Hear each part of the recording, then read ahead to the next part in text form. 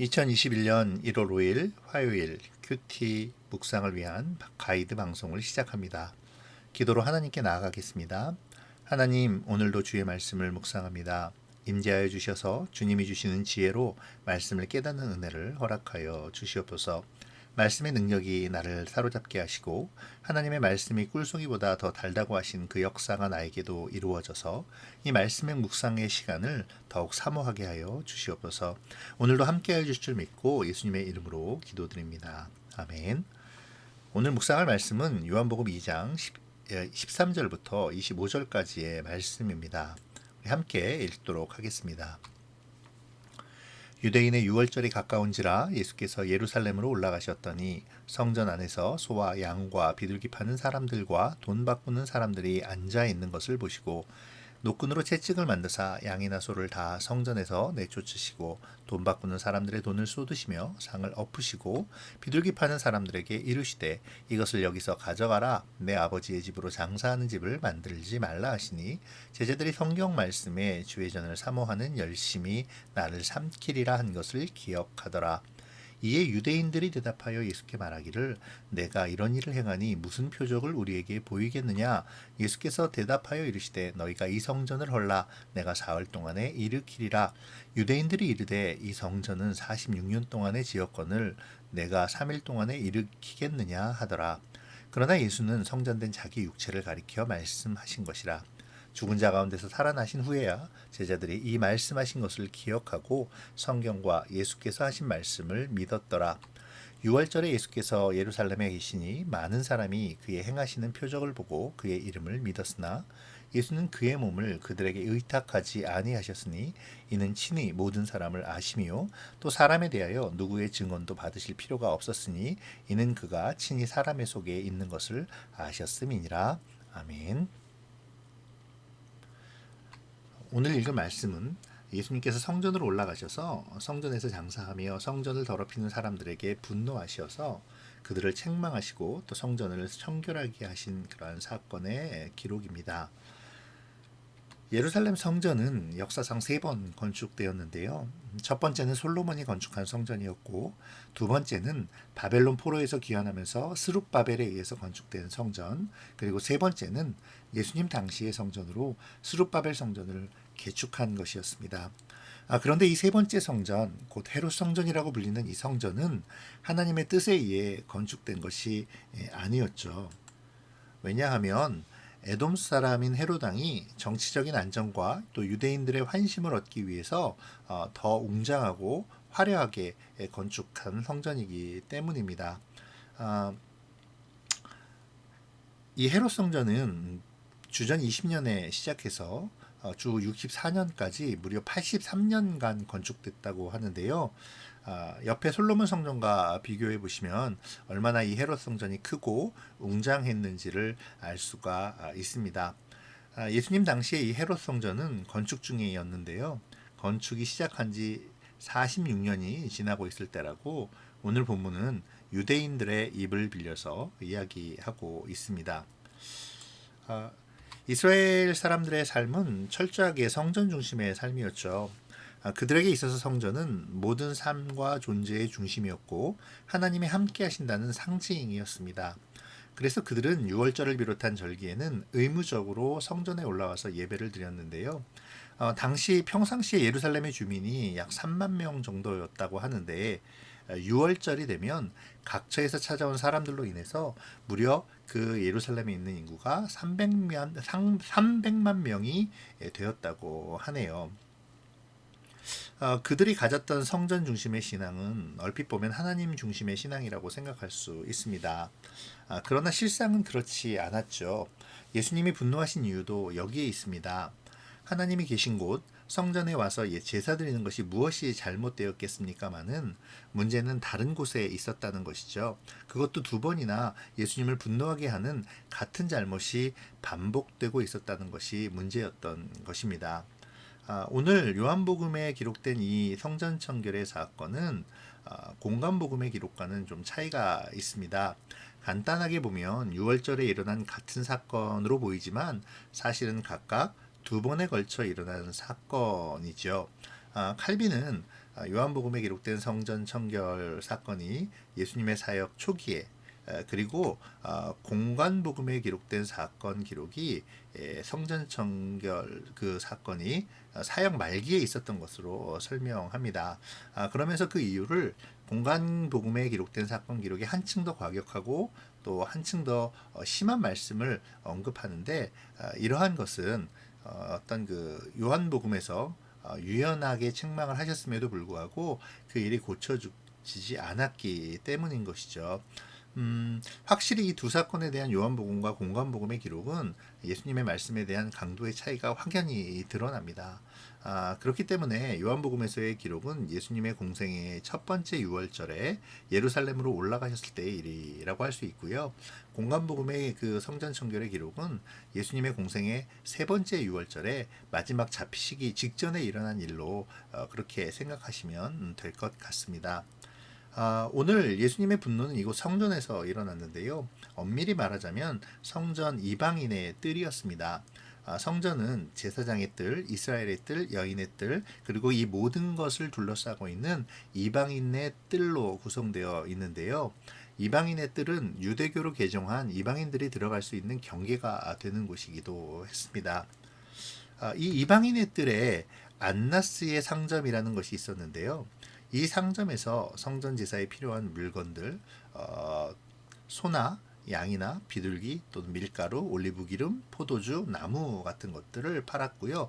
또 성전세로 바칠 반세계를 바꾸는 환전하는 그런 환전상도 이곳에 있었다고 합니다. 출애굽기 30장 13절의 그 율법에 따라서 성전을 유지하고 보존하기 위해서 성전에 오는 사람들은 반세겔의 성전세를 내야만 했는데요. 성전세는 당시에 통용되는 그리스나 로마의 화폐로 내는 것이 아니라 대제사장이 정한 두로의 세겔로 성전세를 내야만 했다고 합니다.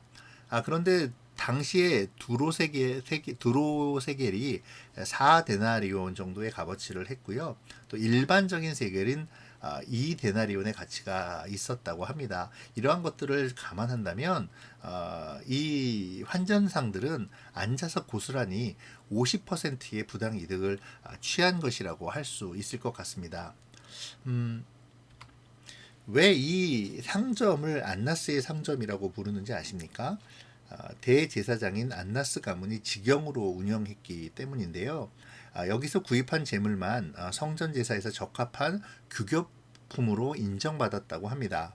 그러니까 당연히 가격은 시중가의 몇 배나 비쌌을 것이고 또 이들은 엄청난 폭리를 취했겠죠.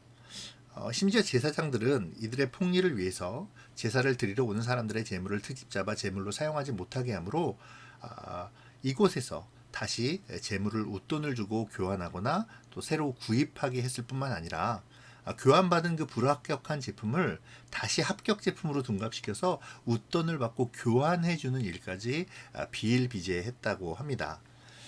지금 제사장들과 상인들은 성전의 본래 모습인 하나님의 임재의 장소로서요. 하나님께서 통치하시는 하나님 나라를 상징하는 그곳을 자신의 이익을 위한 장소로 전락시켜 버린 것이죠.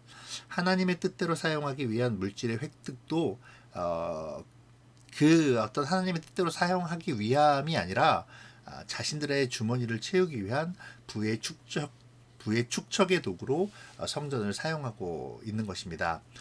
그러니까 당연히 예수님은 분노하시겠죠. 예수님의 분노가 당연한 것이라는 겁니다. 이런 가운데 요한복음은 예수님이 누구신가에 대해서 이제 다시 말해주고 있습니다. 예수님께서 내 아버지의 집으로 부르심을 기록하면서 예수님께서 하나님의 아들이시며 나아가 메시아이심을 드러내고 있는 것이죠. 요한복음의 주된 관심사는 예수님이 누구신가 하는 것입니다. 이전의 가나안의 혼인잔치에서도 제자들을 부르시는 장면에서도 또 그 이전의 세례 요한의 증거를 통해서도 또 요한복음을 시작하시면서도 요한복음은 계속해서 예수님의 메시아 곧 하나님의 아들이시자 성육신하신 하나님이심을 드러내고 있습니다. 이러한 요한복음의 기조는 요한복음에만 기록된 독특한 화법인 7번의 에고 에이미 나는 무엇이다 라는 예수님의 선언을 통해 계속되어짐을 발견할 수 있습니다. 예수님의 이러한 분노를 접한 제자들은 시편 69편 9절의 말씀을 떠올리죠. 시편 69편은 메시아적인 시편으로 알려져 있습니다. 이 일을 통해서 요한은 예수님이 메시아이심을 다시 한번 드러내고 있는데요. 주의 전을 사모하는 열심히 나를 삼키리라라는 이 기록은 당시의 예수님의 상황을 아주 잘 표현해 주는 구절이기도 했습니다. 예수님의 이 분노하심은 이제 적개심과 증오 그리고 핍박을 초래하는 결과가 나타나기 때문인데요. 이를 계기로 제사장들은 예수님을 주시하게 되었고 또 예수님에게 끊임없는 적개심을 가지게 되었다는 것이죠. 요한복음에서는 예수님을 대적하는 이스라엘 사람들을 이야기할 때 주로 유대인이라는 표현을 사용합니다. 실제로 성전 청결 사건으로 예수님께 적대감을 가진 이 유대인들은 이제 예수님에게 표적을 요구하죠. 그런데 이 표적을 요구하는 것이 사실 예수님에게는 큰 위협이 되는 말이기도 했습니다. 왜냐하면 이는 신명기에 기록된 말씀을 근거로 경고하고 있는 것이기 때문인데요. 신명기 18장 20절에서 22절을 보면 만일 어떤 선지자가 내가 전하라고 명령하지 아니한 말을 제 마음대로 내 이름으로 전하든지 다른 신들의 이름으로 말하면 그 선지자는 죽임을 당하리라 하셨느니라.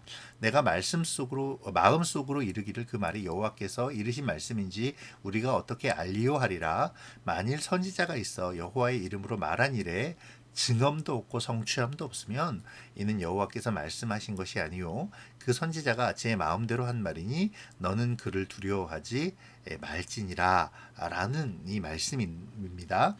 근데 이 말씀을 생각하면 유대인의 무슨 표적을 보이겠느냐라는 이 말은 곧 표적을 보이지 못하면 너는 하나님으로부터 보낸 사람이 아니니 이제 죽임을 당하게 될 것이다 라는 그러한 말이라는 것이죠. 여기에 대한 대답이 바로 19절의 그 유명한 너희가 이 성전을 헐라 내가 사흘 만에 일으키리라 라는 말씀입니다. 이 말씀을 통해 예수님은 당신의 죽음과 부활을 예고하시죠. 또한 예수님 자신이 곧 참 성전이심을 밝히고 계십니다.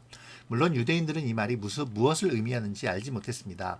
제자들조차도 예수님의 부활 이후에야 이 말씀이 무슨 말씀인지 깨달았으니까 말이죠. 요한복음은 예수님을 가리켜 46년이라는 세월 동안 돌로 지어지고 있지만 정작 그 가운데 진정한 생명력은 없는 성전이 아니라 단 3일이면 일으킬 수 있는 참 성전이라고 선언하고 있습니다. 돌로 지어진 이 성전은 주 65년에 완공되지만 주 70년 로마 장군 티투스가 이끄는 로마 군대에 의해서 완전히 파괴되고 말죠. 성전 중심의 삶을 살았던 그리고 성전에 소망을 두었던 당시의 사람들의 상실감은 굉장했을 것입니다. 요한복음은 이 상실감에 빠져 있는 사람들에게 무너진 돌로 만든 허망한 성전이 아니라 예수님이 참 성전임을 선포함으로 하나님의 통치가 이뤄지는 하나님의 나라의 소망이 영원히 꺼지지 않을 것임을 선언합니다. 더 나아가서 참 성전이신 예수님을 통해 하나님 앞에 나아가 신령과 진정으로 예배를 드려야 함을 말하고 있는 것이죠. 이후에 요한복음은 예수님의 행적을 간단히 기록하고 있습니다. 예수님께서 예루살렘에서 어떤 것인지 기록되지 않았지만 표적을 행하셨고 그로 말미암아 사람들은 예수님의 이름을 믿게 되었다는 말입니다. 또한 친히 모든 사람을 아시고 사람의 속에 있는 것을 아신다고 기록하므로 예수님이 외모를 취하지 아니하시고 중심을 보시는 분이심을 드러내죠. 이렇게 짧게 언급되는 이 기록은 사실은 다음에 일어날 일들, 곧 니고데모와의 만남을 알리는 어떤 도입부의 역할을 하고 있습니다. 자, 이제 우리 오늘 말씀을 좀 정리하면서 묵상해 볼까요? 오늘 말씀은 예수님의 성전 청결 사건을 기록하고 있는데요. 아까 말씀드린 바와 같이 오늘의 기록은 두 번의 청결 사건 중 첫 번째, 곧 예수님의 공생의 초기에 일어난 사건을 말하고 있습니다. 오늘 본문에서 예수님은 성전 안에서 상행위가 일어나는 것을 보고 분노하셨죠. 사실 오늘 본문은 어제 본문과 의미상 비슷한 전개를 보여줍니다. 예수님 당시의 유대교가 포도주가 떨어진 혼인잔치와 같이 종교적 규례만 남은 생명력을 잃어버린 종교였고 또 성전이라는 돌로 지은 건축물에 집착하는 자들의 모임이었다라는 것이죠. 실제로 정결례 항아리에 물이 없었던 것과 오늘 성전에서 일어나는 그것도 제사장들이 앞장서서 이 성전을 매개체로 돈벌이에 집착하는 모습은 참 아프게 다가오는 대목이기도 합니다. 이 부분을 바라보면서 자신들의 이익만을 챙기려는 제사장들과 상인들의 행태를 좀 생각해 보면 좋겠습니다. 그들은 하나님의 택함받은 사람들이었고 또 택함받은 직분자들이었죠. 나는 택함받은 사람으로 또 직분자로 그 맡겨진 일을 사심없이 감당하고 있습니까? 우리의 삶 속에서 우리의 기억에 주님께서 내 욕심의 내 욕심의 상을 엎으신 사건이 있나요? 그렇다면 그 이후에 나는 어떠한 삶을 살고 있습니까? 이 성전 청결 사건이 예수님의 공생의 말기에 한 번 더 일어난 것을 우리가 기억하면 좋을 것 같습니다. 변화되지 않는 삶은 더 큰 하나님의 분노를 불러일으킴을 우리가 반드시 기억해야 할 것 같습니다. 그 다음에 이제 오늘 본문은 예수님이 표적을 구하는 유대인들에게 자신이 참 성전이심을 선언하시는 것을 보여주는데요. 예수님은 참 생명을 주시고 돌로 지은 건축물이 아니라 그 육체로 참된 성전을 세우시는 분이셨습니다. 그의 죽음과 부활로 우리가 구원을 얻고 또 주님의 이름으로 하나님께 나아가 하나님의 통치를 받게 되었다는 것이죠. 더 나아가서는 하나님의 통치가 우리 안에 이루어지고 우리를 통해 이루어짐으로 말미암아 사도 바울은 고린도전서 3장 16절에서 바로 우리가 주의 성전이라고 선언합니다. 이러한 배경을 가지고 우리가 예수님이 참 성전이시라는 말을 한번 묵상해 보면 좋겠습니다. 나는 참 성전이신 예수님을 통해 하나님 앞으로 나아가고 있는지 한번 생각해 보면 좋을 것 같아요. 여러분, 내가 하나님 앞에 나아갈 수 있는 이유는 무엇이라고 생각하십니까? 나의 선한 공로 때문에 그렇습니까? 나의 의 때문에 그렇습니까? 나의 잘남 때문에, 나의 재물 때문에 그렇습니까? 그래서 재물만 있으면 내가 하나님을 더 잘 섬길 텐데 라고 신세한탄하고 계시지 않으신지요? 정말 나는 참 성전 되시는 그 예수님을 통해서 하나님께 나아감을 믿고 있습니까? 그런 의미로 나는 예수님께서 허락하신 그 생명력을 가지고 있는지 한번 생각해 봤으면 좋겠습니다. 그리고 그 생명력을 나타나기 위해서 나는 어떤 삶을 살아야 할지도 함께 생각해 보시면 좋을 것 같습니다. 예수님께서는 당신의 희생과 승리를 표적으로 보여주셨죠. 유대인들은 그 사실을 깨닫지 못하고 오히려 예수님을 의심하고 핍박했습니다. 우리의 삶은 어떠할까요? 예수님의 그 값진 보혈의 희생과 찬란한 부활의 승리로 얻은 그 생명력을 우리의 삶 속에서 나타내고 있습니까? 그 생명력을 나타내는 삶은 무엇이 되어야 할까요? 이제 마지막으로 모든 사람을 아시고 사람의 속을 아시는 예수님을 한번 묵상해 봅시다. 내가 예수님 앞에 숨기는 것이 있는지 한번 생각해 보시고요. 내 자신과 예수님을 속이고 겉으로는 거창하게 포장하면서 실은 내 욕망과 내 이익을 위해 살아가는 모습은 없는지 한번 살펴보고 회개하는 시간을 가지시면 좋겠습니다. 이스라엘 사람들의 삶은 성전 중심의 삶이었다고 말씀드렸죠. 더 나아가 성전은 그들의 소망의 원천이기도 했습니다. 그러나 그 소망은 요한복음이 기록될 당시에 이미 파괴된 성전으로 말미암아 산산이 부서져 버렸습니다. 사도 요한은 그러한 하나님의 백성들, 특별히 유대교로부터 개종하고 그리스도인이 된 이스라엘 사람들과 이방인들에게 참 성전이 누구신지를 알려주고 있습니다. 예수님은 누구신가? 하나님의 통치를 실현시키는 참 성전이시다. 그분이 바로 성육신하신 하나님이시자 하나님의 아들이시며 우리를 구원하실 메시아이심을 밝히고 있는 것이죠. 오늘을 살아가는 우리에게도 같은 질문을 던진다면 우리의 답은 무엇이 될까요? 오늘도 하나님의 통치 아래 우리를 구원하신 메시아, 곧 하나님의 아들, 곧 성육신하신 하나님이신 주님과 동행하는 하루가 되어지기를 소망합니다. 기도하겠습니다. 고마우신 하나님, 오늘도 말씀을 묵상합니다. 말씀 속에서 어리석고 강팍한 유대인들의 모습을 보았습니다. 주님, 혹시 우리가 어리석어 우리가 마땅히 해야 할 예배보다 나의 이익을 더 생각하며 하나님의 백성으로서의 정체성을 잠시 내려놓고 있지는 않은지요. 우리 자신을 돌아보며 회개하기를 원합니다. 주님께서 결단케 하셔서 나의 이익보다 주님께 경배하고 예배하는 예배자의 모습과 직분자의 모습을 회복시켜 주시옵소서. 참 성전 되신 주님, 주 앞에 나아가며 주님이 주시는 그 생명력으로 주님의 뜻을 삶 속에서 드러내며 승리하게 하시고 더 나아가 그 생명력을 전하는 주의 백성이 되게 하여 주시옵소서. 감사를 드리며 예수님의 이름으로 기도드립니다. 아멘.